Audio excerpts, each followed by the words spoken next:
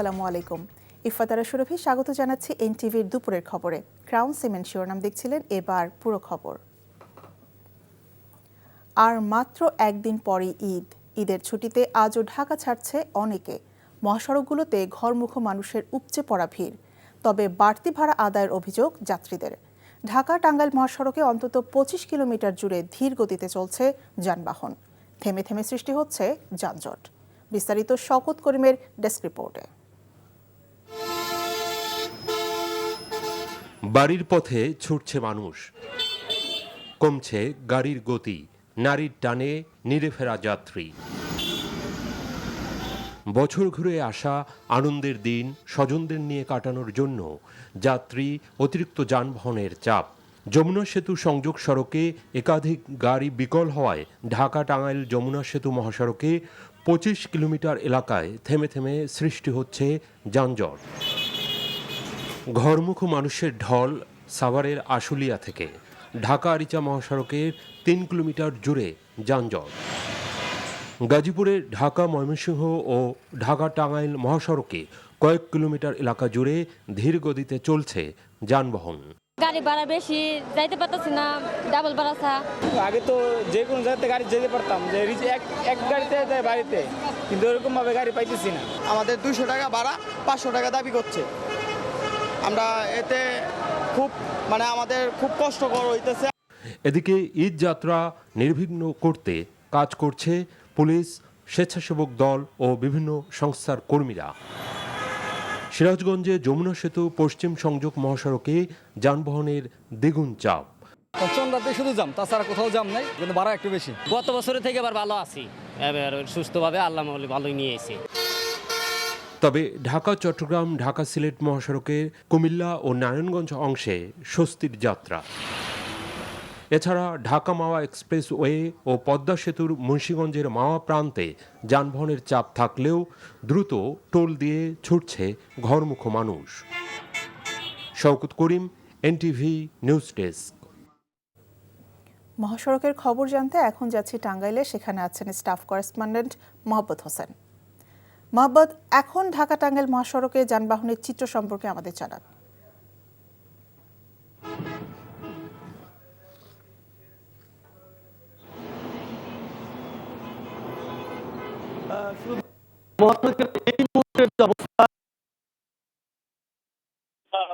এই মহাসড়কের যে 65 কিলোমিটার সড়ক রয়েছে, এই সড়কের অধিকাংশতেই সকাল থেকে দেখা গেছে যে যানবাহন খুব ধীরে গতিতে যাচ্ছে, যান চলাচল করতে পারছে না। এবং এই সড়কের অধিকাংশতেই সকাল থেকে দেখা গেছে যে যানবাহন খুব ধীরে গতিতে যাচ্ছে, যান চলাচল করতে পারছে না এবং থেমে থেমে যাচ্ছে। তো এই মুহূর্তে যে মির্জাপুর থেকে আমি এখন যে জায়গায় আছি, এখানকার এই নগর জলপাই বাইপাস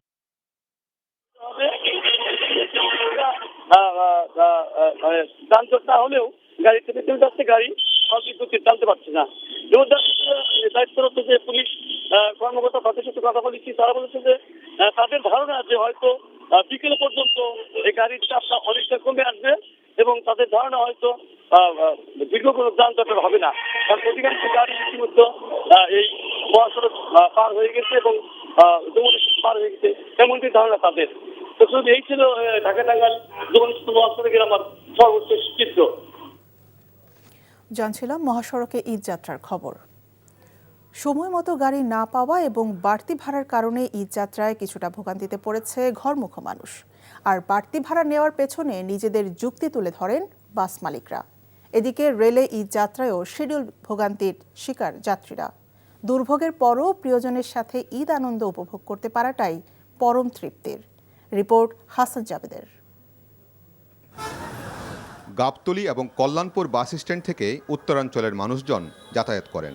ঈদ মৌসুমে সেখানে ঘরমুখো মানুষের বাড়তি চাপ পড়ে। সেই বাড়তি চাপ সামাল দিতে কিছুটা বেগ পেতে হয়। অনেক পরিবহন মালিক এটাকে সুযোগ হিসেবেও কাজে লাগান। বাড়তি ভাড়া আদায় করেন অসহায় এসব যাত্রীদের কাছ থেকে। আগে নিচে 350, এখন নিচে 600 টাকা। তাহলে এরকম করে বেশি নিয়েছে জনগণের থেকে, কি জন্য? এসিতে যাইতাম আগে জোর গেলে 800 থেকে 900 টাকা, সেই টিকিট এখন ওনারা 1500 থেকে 1600 টাকা চাচ্ছে। এখন এই অবস্থা হলে বাড়ি যাওয়া তো আমাদের পসিবল না। 1250 টাকা করে অনলাইনে কাটছি, তারপরেও গাড়ির কোনো খবর নাই। দুপুর হয়ে গেছে, এখন বলতেছে গাড়ি আছে, ইয়াতে আপনার ওই কি বলে সাভার। একে তো বাড়তি ভাড়া, তার উপর সময় মতো বাস না পাওয়ায় ঘন্টার পর ঘন্টা অপেক্ষায় থেকে ভোগান্তিতে পড়েন যাত্রীরা। গাড়িগুলো এখনো পৌঁছে নেই ঢাকাতে, আমরা ওয়েট করতেছি সকাল 10টা থেকে। বাচ্চা কাচ্চা নিয়ে কখন থেকে বসে আছি, এখনো গাড়ি ছাড়ছে না। 10 মিনিট 20 মিনিট আধা ঘন্টা 2 ঘন্টা হয়ে গেল, এখনো খবর না, কেউ কিছু জানায়ও না, ওই কাউন্টারে লোক নাই। যাত্রীদের অভিযোগ স্বীকার করে কেন বাড়তি ভাড়া নিচ্ছেন তার যুক্তি তুলে ধরেন বাস মালিক পক্ষের লোকজন। বাড়তি ভাড়ার বিরুদ্ধে ভ্রাম্যমাণ আদালতও পরিচালনা করা হচ্ছে। গাড়ি এক সাইড থেকে ফাঁকা আসতে আসছে, দ্বিতীয় কথা গাড়ির পরিবহনে তেল পাচ্ছে না কোনো পরিবহনে, দ্বিতীয় কথা গাড়ি আসছে যানজটের জন্য। আর এখন এক সাইড থেকে খরচটা উল্লেখ যে আর একটু বাড়তি ভাড়া নেওয়া হচ্ছে। জরিমানা করতে পেরেছে শ্যামলী পরিবহন, এছাড়া আমরা কাউকে জরিমানা করতে। শ্যামলী পরিবহন কেন জরিমানা করেছে? ওনাদের একটা রুটের আপনারা 20 টাকা করে বেশি নিয়েছে, সেটার জন্য আমরা জরিমানা করি। এদিকে কমলাপুর রেল স্টেশনেও যাত্রীদের ভিড় ছিল চোখে পড়ার মতো। অনেকে ট্রেনের ভিতরে জায়গা না পেয়ে ছাদেই চড়ে বসেন। বুধবার বগুড়ার সান্তাহারে ট্রেন দুর্ঘটনার কারণে কিছুটা শিডিউল বিপর্যয় হয়েছে, ফলে ভোগান্তিতে পড়েন সেসব ট্রেনের যাত্রীরা। আমার ট্রেনটা ছিল সকাল 10:15টায়, একতা এক্সপ্রেস। ট্রেনটা বিলম্বের কারণে আমার ট্রেনটা ছাড়বে 4:50। আমার খুব ভালো লাগছে, আমি আমার দাদার বাড়িতে ঈদ করতে যাচ্ছি। জীবনের ঝুঁকি থাকা এবং ভোগান্তির পরও ঈদ আনন্দ উপভোগ করতে প্রিয়জনের কাছে যেতে পারছেন, সেটাই যেন তাদের কাছে পরম স্বস্তির। Hasan Javed, NTV news, Dhaka. কড়া নিরাপত্তার মধ্য দিয়ে এবার জাতীয় ঈদগাহে অনুষ্ঠিত হবে ঈদ উল ফিতরের জামাত। সকাল 8:30টায় একই জামাতে রাষ্ট্রপতি মোহাম্মদ শাহাবুদ্দিন ও প্রধানমন্ত্রী তারেক রহমান নামাজ আদায় করবেন। ঈদগাহ পরিদর্শনে এসে স্থানীয় সরকার প্রতিমন্ত্রী মীর শাহে আলম জানান, নারী পুরুষ একত্রে প্রায় 40,000 মুসল্লির একসঙ্গে নামাজ আদায়ের ব্যবস্থা করা হয়েছে। জাতীয় ঈদগাহ ও জাতীয় মসজিদ বায়তুল মোকাররম ঘিরে আইনশৃঙ্খলা বাহিনীর পাশাপাশি সিসিটিভির মাধ্যমে পুরো এলাকায় নিশ্চিদ্র নিরাপত্তা নিশ্চিত করা হবে বলে জানিয়েছেন ডিএমপি কমিশনার। সেলিম মালিকের রিপোর্ট। ঈদের আনন্দ কেবল নতুন জামা, খাওয়া দাওয়া কিংবা উল্লাসের মধ্যে সীমাবদ্ধ নয়, বরং আসল সৌন্দর্য লুকিয়ে আছে ভেদাভেদ ভুলে ধনী গরিব একত্রিত হওয়ার মধ্যে। এবার জাতীয় ঈদগাহে সব শ্রেণী পেশার প্রায় 40,000 মানুষকে সঙ্গে নিয়ে ঈদ উল ফিতরের নামাজ আদায় করবেন রাষ্ট্রপতি মোহাম্মদ শাহাবুদ্দিন ও প্রধানমন্ত্রী তারেক রহমান। তাই ঈদগাহ এলাকা জুড়ে সাজ রব। ঈদগাহ পরিদর্শন করে স্থানীয় সরকার প্রতিমন্ত্রী জানালেন, ঈদ উল ফিতরে জাতীয় ঈদগাহে প্রথম জামাত অনুষ্ঠিত হবে সকাল 8:30টায়, আর অতিবৃষ্টি হলে প্রধান জামাত অনুষ্ঠিত হবে বায়তুল মোকাররমে। ঐতিহাসিক হবে এই কারণেই যে এখানে মহামান্য রাষ্ট্রপতি এখানে ঈদের নামাজ আদায় করবেন এবং দীর্ঘদিন পর সারা বাংলাদেশে অবাধ, সুষ্ঠু এবং নিরপেক্ষ নির্বাচনের মাধ্যমে বিপুল সংখ্যা গরিষ্ঠতা নিয়ে বিএনপি সরকার গঠনের পর এই প্রথম ঈদ উল ফিতর উদযাপন হচ্ছে এবং সেই উপলক্ষে মাননীয় প্রধানমন্ত্রী জনাব তারেক রহমান এই ঈদগাহ ময়দানে ঈদের নামাজ আদায়ের সম্মতি জ্ঞাপন করেছেন। ডিএমপি কমিশনার জানালেন, জাতীয় ঈদগাহ ঘিরে নিশ্চিত নিরাপত্তা নিশ্চিত করা হচ্ছে। প্রবেশ গেট সমূহে তল্লাশির জন্য আর্চওয়ে এবং মেটাল ডিটেক্টর থাকবে।